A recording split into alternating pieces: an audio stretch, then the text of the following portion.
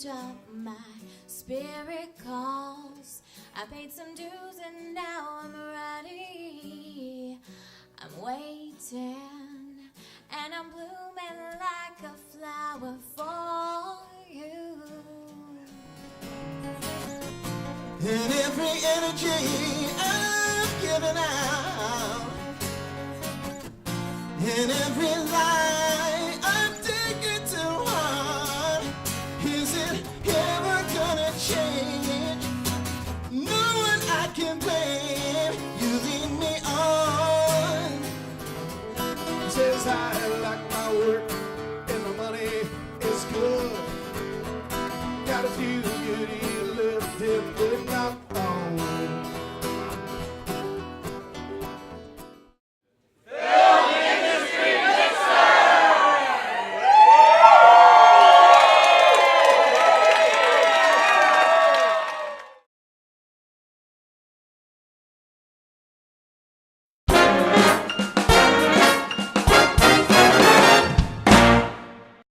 Troy Walcart.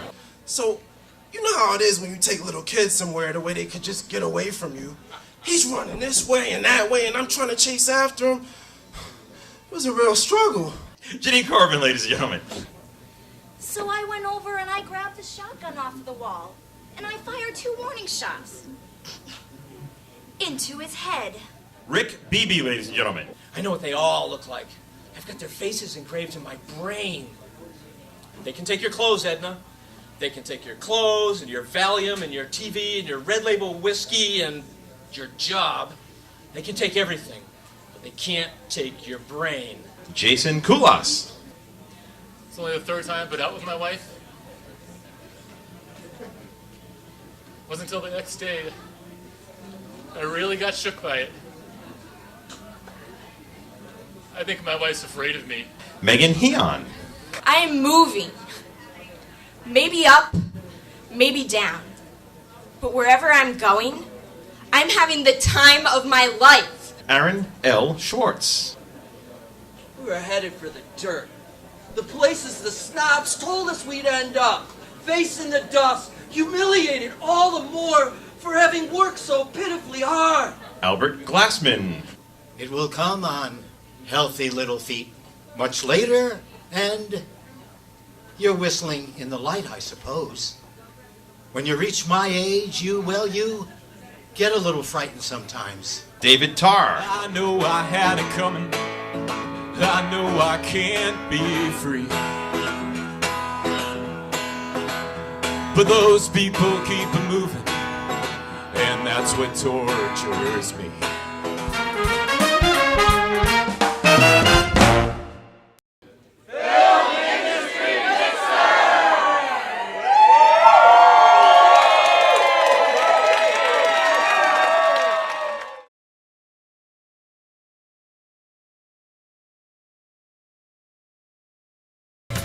We're all very excited to present to you the FIM Fashion Show exhibit. We will begin with the beautiful choreography and dance of Ned and Sharon Farrell.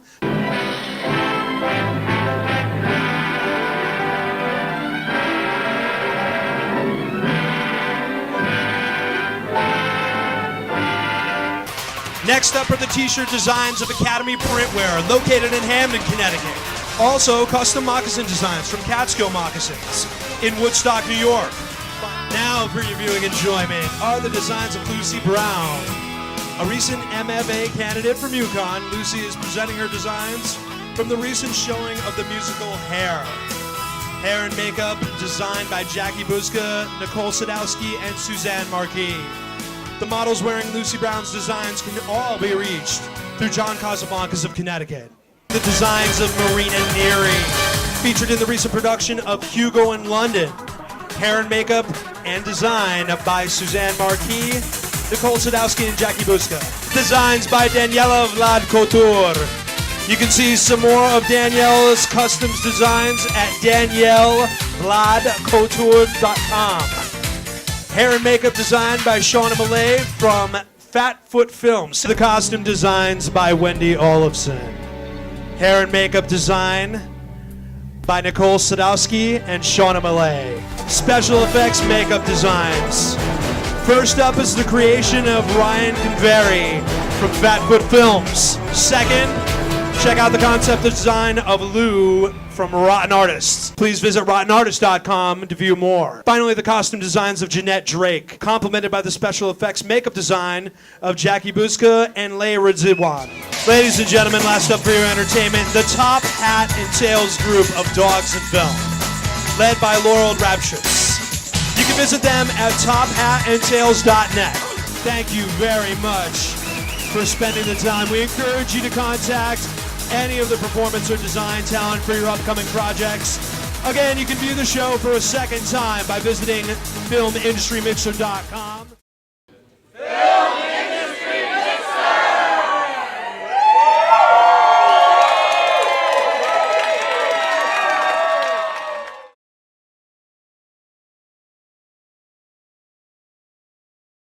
How did you decide that you wanted a career in the arts? I've always been performing since I was like a little kid. My mom stuck me in the Parks Department dance, and that sort of got my interest peaked, and I kind of like, I was a showboat and I liked to dance and entertain.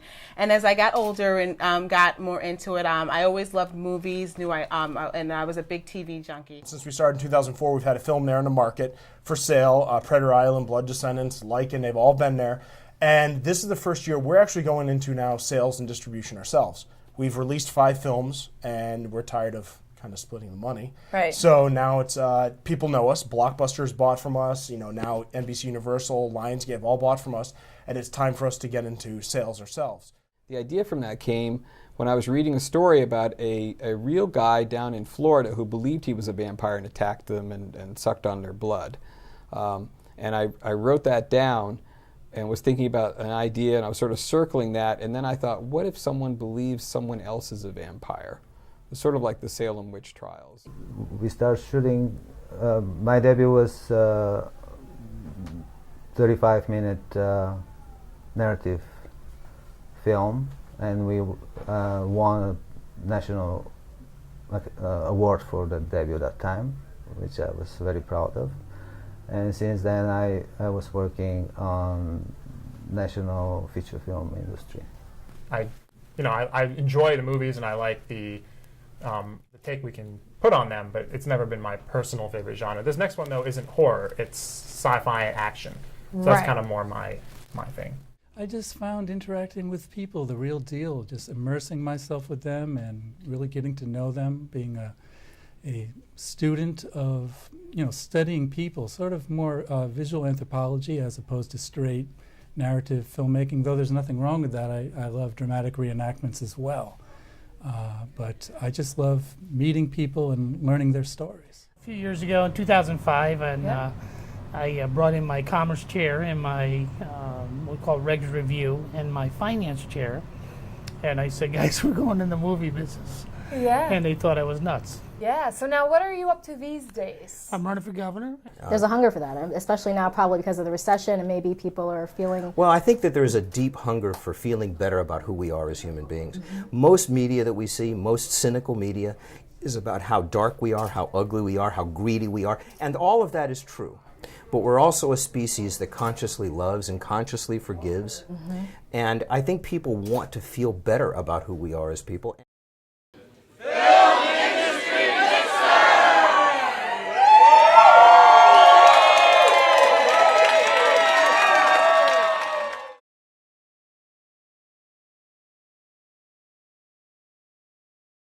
Or is it just going to be a glut of content? Does everyone think that it's going to be a really prolific, fertile ground for future talent in the film industry? Production, $50 a day for using them. So we're kind of doing that, and I think it's fantastic.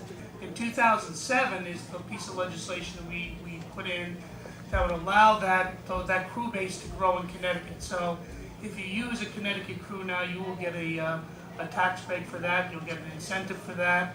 And again, the whole purpose is to create Connecticut jobs. And also the critics all went crazy. And once they found out, the movie was already a success. Not something that I think is really good for your karma. And I think that, as we continue to have more programs through universities, and there's just more awareness and we grow roots with this legislation, it's going to have a really nice effect on being able to change the demographic of Connecticut or keep the students that graduate from the schools here. The movie came out was, in my opinion, the worst movie ever made, The Blair Witch Project. To me, it was unwatchable, but they had a tremendous campaign that was mounted on the internet, and that campaign on the internet sold the movie. I mean, the movie did over $150 million domestically. The typical studio movie costs close to $100 million to produce, and roughly $50 million to market. I do agree the studio system is completely screwed up. Big stars get $20 million, $25 million, doesn't make any sense. They should be a participant in the profits. If the movie makes a lot of money, they should make a lot of money. But if the movie flops, they should be compensated accordingly.